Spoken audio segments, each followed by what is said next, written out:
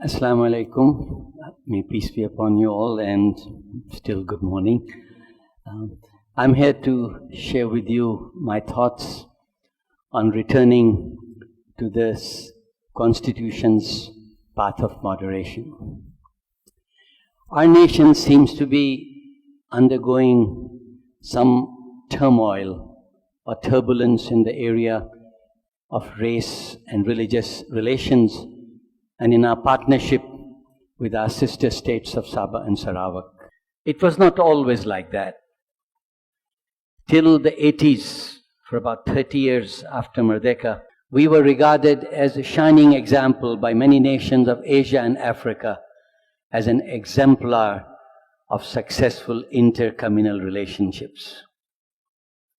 Sadly, we have regressed. But it's not late. It's never too late to repair bridges of friendship, to tear down the walls of separation and suspicion, and to restore the spirit of 1957 and 1963. What was this spirit? This was the spirit of accommodation, of tolerance, of give and take, of compromise, compassion. It was the spirit that everyone should get something and no one should get everything. The leaders of our independence, especially Tunku Abdur Rahman, Putra Al-Haj, Tun Tan Sri Hussain, Tun Sambantan, and later on the leaders of Sabah Sarawak, they had a vision of shared destiny. They understood that unity does not mean uniformity, that a mosaic is much better than a melting pot. And so they crafted some very significant compromises on ethnic matters. But at the same time, the values of constitutionalism, rule of law and democracy were embraced in our constitution. We must bear in mind that a constitution cannot simply reflect existentialist realities. A constitution must look up to the stars. It must have ideals, values, and that's what we did. Our constitution was a balance between the past and the present, and realism and idealism. Because Malaya was historically the land of the Malays, a number of features indigenous to the Nusantara were incorporated into the constitution. Very quickly, let me look at them. The Malay Sultanate, Islam, Sharia courts and Sharia law, Malay special position, Malay reserves, Bahasa Melayu, Malay customs and weightage for rural areas in drawing up electoral constituencies. But what is not well understood is that there were some ironclad guarantees for the other communities. The Malay features, the ethnic features of the constitution were balanced with other provisions suitable for our multiracial, multi-religious society with fantastic diversity. We have a supreme constitution. Article 4, clause 1 says, this constitution is the supreme law of the federation, and any law passed after Merdeka Day which is inconsistent with it shall, to the extent of the inconsistency, be void. Now, having a constitution means that we are a constitutional state. We are not a theocratic state. Citizenship rights were granted to everyone, irrespective of race or religion or region. I understand that at the stroke of midnight, when Malaya met its tryst with destiny, 1.6 million non-Malays were granted citizenship. Electoral process allows everyone, irrespective of race or religion, the right to vote and the right to seek elected office, both at federal and state level.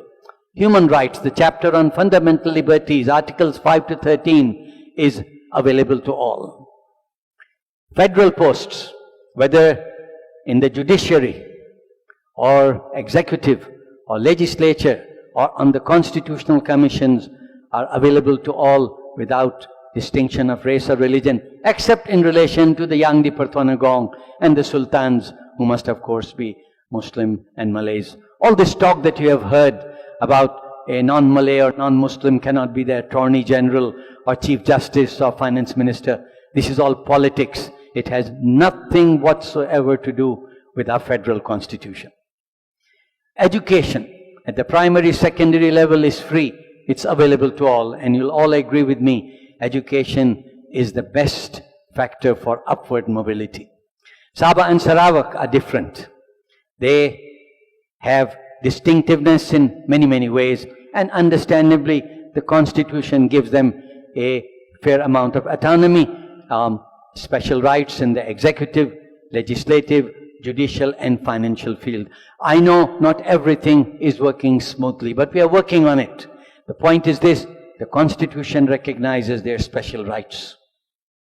Freedom of religion is available to all. Freedom to profess, to practice, and with some limitations to proselytize, to profess your religion to others. Vernacular languages are allowed, even though Bahasa Melayu is the national language. If 15 kids in a school or their parents request that a language be made available to these 15 kids, the law says the school must try to provide a teacher. That's the Constitution. Malay reserves are allowed, but at the same time the law says that no non-Malay land shall be used for Malay reserves. And if a certain amount of land is reserved for Malay reserves, an equivalent amount shall be made available for general alienation. Malay special position is hedged by many, many limitations. First of all, Article 153 doesn't only require the Yang di Pertuanagong to safeguard the special position of Malays, but also of the natives of Sabah Sarawak, and also the legitimate interests of other communities. Also bear in mind, Article 153 special position is not across the board, only in 4 areas: permits and licenses, position in the public services, post-secondary education, and scholarships, loans, and other such facilities. Also, Article 153 says it does not override Article 136. And what's Article 136? A very well kept secret. Article 136 says, in the public services, there shall be no discrimination on grounds of race. So what does that mean? 153 and 136 together. A constitution must be read as a whole. The overall effect is, at entry point, reservations are allowed, quotas are allowed, but once a person is in the civil service, in the public service, there should be no discrimination. That's what our document of destiny says. Cultural diversity, we are a beautiful mosaic. We are allowed to maintain our cultural names, unlike in some other societies where you cannot maintain your cultural name, you have to adopt more national names. Our dances, our cultures, our music, our food, our dresses, our languages, our religions, we are allowed to keep them. Religious, racial and regional associations are allowed. In 1957, when Malaya began its journey, we were a little bit like the colors of a rainbow. Maybe separate, but not apart. Secularism and religion live side by side. We are not a theocratic country because we have a supreme constitution. At the same time, we are not a full-fledged secular country because we have Islam as the state religion, and the state is allowed to promote this religion. Now, what are we then? We are hybrid. We are pluralist. We are mixed. And I don't think that's a bad way of doing things. Politics of accommodation. 61 years of Merdeka, 2 years before that. So 63 years, those who ruled the country shared power with others. There was a spirit of accommodation. An absence of the kind of zeal, political zeal or ideological purity that in many other countries has caused a great deal of problem. We use the economy to unite the people. Malaysia was globalized long before globalization. Import-export was allowed. We had an international economy. The private sector, mostly dominated by the non-Malays, the public sector, dominated by the Malays, worked closely together to give us prosperity as well as stability. And without doubt, the non-Malay contribution to the growth of our economy has brought us prosperity as well as stability. But dark clouds are over the horizon. I will not dwell on that. I instead want to find out what can you and I as citizens do. Well, first of all, please improve your constitutional literacy, especially of those provisions that deal with inter-ethnic relations.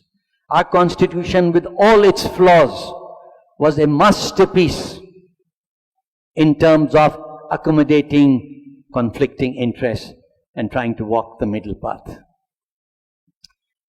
We should, at the same time, have respectful discourse on how the gap between theory and reality must be bridged, and how the generalities of our constitution should be creatively interpreted to keep pace with the felt necessities of the time.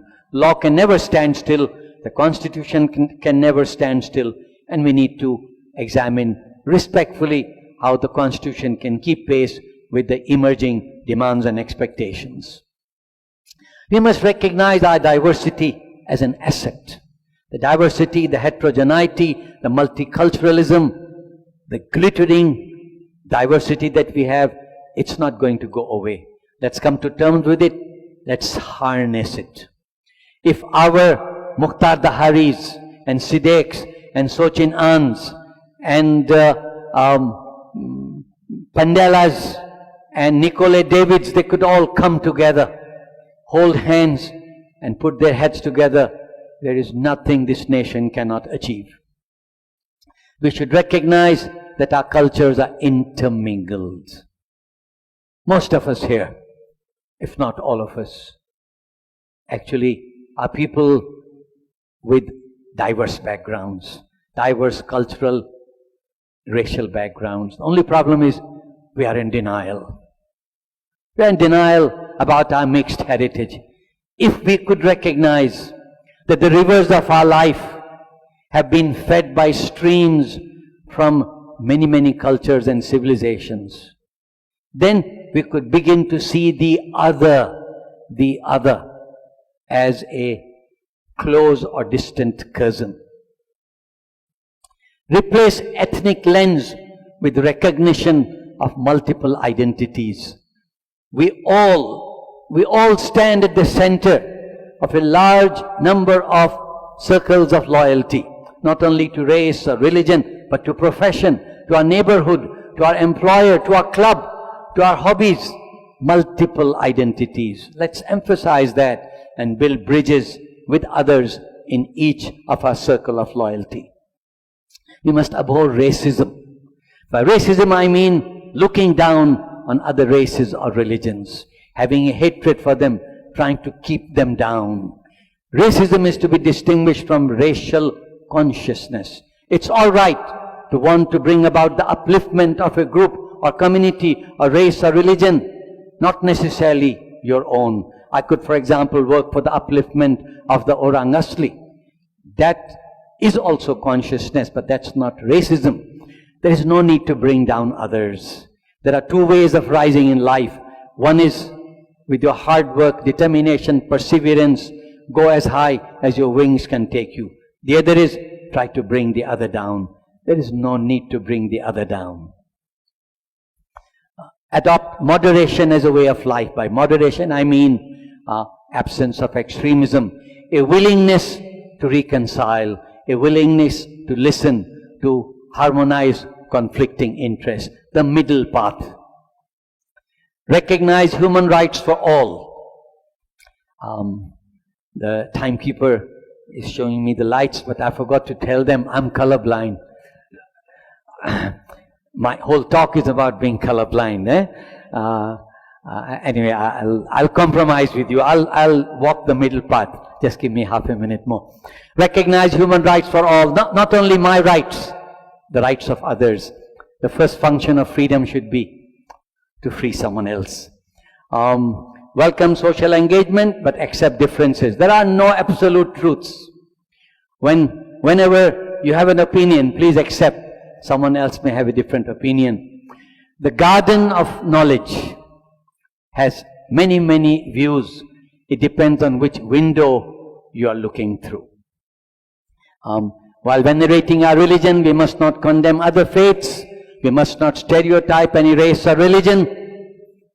Please separate the faith from the faithful.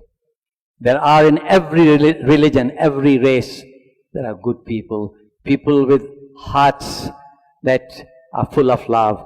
Don't stereotype. And we must be the change we wish to see in the world. Stand up and be counted. If you are prepared to stand up and say, wait a minute, this is wrong, that will have a ripple effect. Many others will do the same. Don't forget, in the desert sometimes a sand dune grows around a blade of grass. Don't wait for the law to give us freedom. It's not the law that makes us free. It's we that make the law free. And choose love over hate, moderation over extremism, build bridges, not walls. And as you walk through the meadows of your mind, let us confront ignorance with knowledge, bigotry with tolerance, isolation with the outstretched hand of generosity. May God be with you. I pray that the nation is safe in your hands. Thank you very much.